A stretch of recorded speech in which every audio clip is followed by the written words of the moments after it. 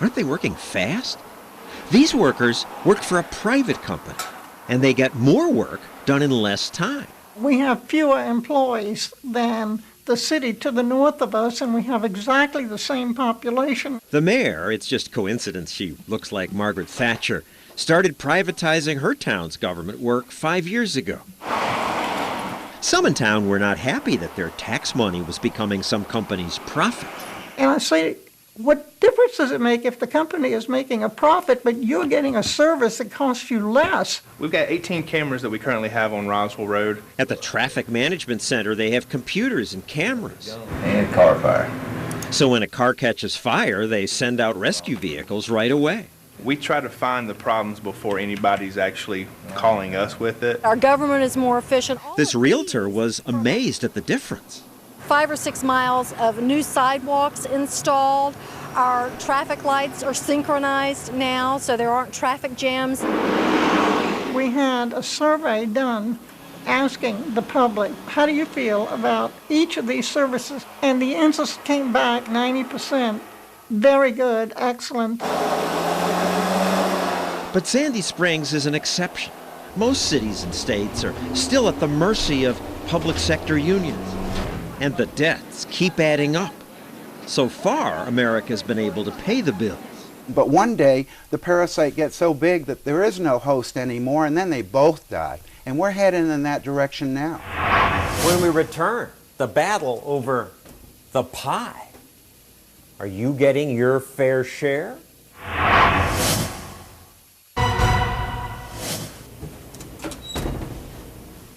Oh, do you smell that? Fresh baked pie right from the oven. Do you like a piece? Which of you gets a big piece? Progressives say one thing wrong with America is that rich people keep too much pie. They cheat the middle class and poor out of their fair share. The rich sure do take home lots of pie, but does that really hurt the poor? If this represents the wealth of America, progressives would say the rich take so much that the poor just get a sliver. After all, as the movie Wall Street says, it's a zero-sum game. Somebody wins, somebody loses. Money itself isn't lost or made, it's simply transferred. And that's a mistake a lot of people make, says Congressman Ryan. And so it's government's job to divide up the slices of the pie versus having a society that grows the pie. A society that grows the pie. What a concept. And in fact, that's how it works in a free society, because it's not a zero-sum game.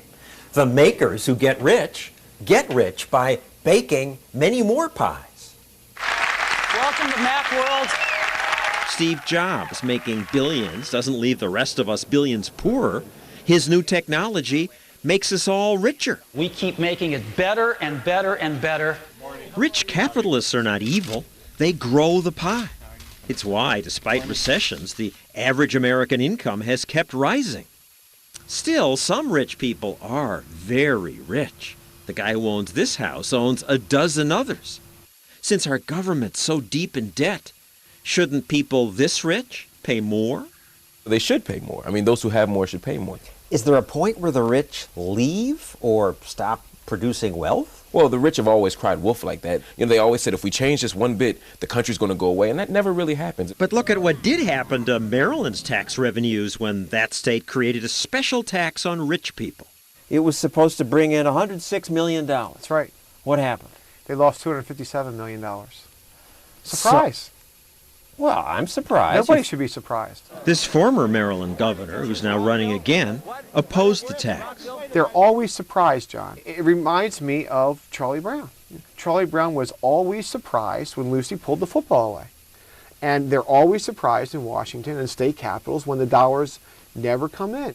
Some of Maryland's rich people just left the state. They're out of here. These people aren't stupid. I've lived here all my life. New York billionaire Tom Golisano isn't stupid. He lives in that big house we showed you before. He made millions building this business, which processes paychecks for companies. I started with $3,000 and one employee. Then he created 13,000 jobs. But will they and he keep paying taxes here in New York State after the governor signed a tax increase? We increased the income tax for millionaires last year. Quite frankly, it was the straw that broke the camel's back. Not that I like to throw the number around, but my personal income tax last year would have been $13,800 a day. Would you like to write a check for $13,800 a day to a state government, as opposed to moving to another state where there's no state income tax or a very low state income tax? He did also have this house in Florida.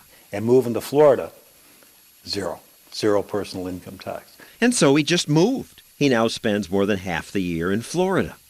New York's governor says the tax increase was a mistake. And we projected that we'd get $4 billion, and we actually got well short of it. It's just economics. People don't work to pay taxes. People work to get what they can after taxes. Art Laffer was an economic advisor to President Reagan. I mean, they'll change where they earn their income. They'll change how they earn their income. They'll change how much they earn. When they receive the income, they'll change all of those things to minimize taxes. But most of us won't. Most of us will just say, okay, I make a little bit less, but it's not enough to make me move or stop working. Well, maybe you, but I moved from California to Tennessee because of it. Donald Trump says, of course the rich will leave. They will leave the United States. I know these people. They're international people. Whether they live here or live in a place like Switzerland, doesn't really matter to them. You haven't left. I haven't left yet. Are you going to leave? Big story if I leave, I guess. If I leave New York, that's a big story. Look, the rich people are going to leave, and other people are going to leave. You're going to end up with lots of people that don't produce, and then that's the spiral. That's the end. So, are we in a death spiral with no hope of return? No, say some. We can fix this. I'll show you their plan when we come back. Is America going to hell in a handbasket? Will government feed the takers until the makers are crippled? That's been the trend. But now there's something new in the air. You work for us! You work for us! For the first time since the founding of the Republic, people are visibly mad. They're pushing back against the growth of government. For good reason. We're sending a message! The interest in our debt alone will soon eat our future. I mean, we've got all these time bombs built into these programs, and they will come due, and they will crash the economy. We've got to correct them. But politicians promise to protect the spending. I will protect Medicare. Republicans, too. It's going to cut Medicare for our seniors. But occasionally a politician says, enough. I have vetoed the budget. When Gary Johnson was governor of New Mexico, he kept saying no. I vetoed half of the legislative product. They must have hated you. They did. They did.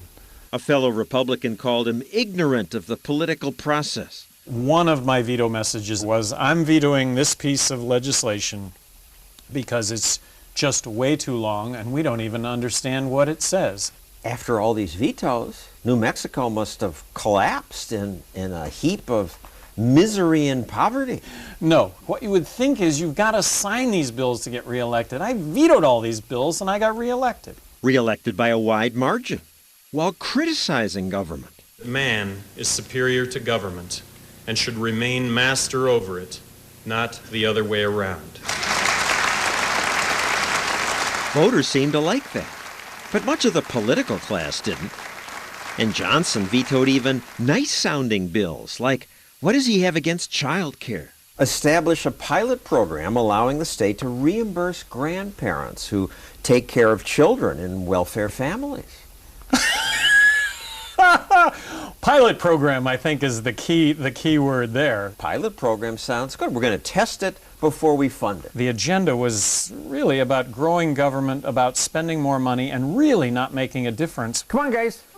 But always spending more. I vetoed a dog and cat exercise bill. And this was a Republican bill, but for my signature, it would have been law in New Mexico that pet stores exercise their dogs and cats 2 hours a day, 3 times a week. I signed that piece of legislation. I have to then establish the dog and cat exercise police. Well-intentioned, but come on, where does government end and where does personal responsibility begin? The founders knew government should end at keeping the peace and enforcing contracts and property rights. Limited government leaves people free to pursue their own dreams. And that's worth fighting for. We're in a fight up here, not over ideas, over an idea, which is the American idea, built upon the founders' principles. And when he sees the Tea Party protests and entrepreneurs overcoming obstacles, he believes the American idea will prevail. And that's why I'm really optimistic about this. I think we're going to turn this thing around. And that's the same reason Art Laffer can talk about entitlements and still look cheerful. Why can you smile when we're going to hell? Because I think we'll reverse it. Once you get to this position of a low-rate, flat tax, spending controls, turning all those programs into defined contribution plans, privatizing all of these assets, selling off Fannie Mae, Freddie Mac, selling off GM, selling off Chrysler, selling off AIG, you can bring the fiscal situation back into control pretty quickly. You'll get such economic growth that you'll have huge increases in revenues. We can really change America and make it back into the dream that we all really hope it will be. I mean, we can do that. I hope he's right. And that's our program on the battle for the future. I'm John Stossel. Good night.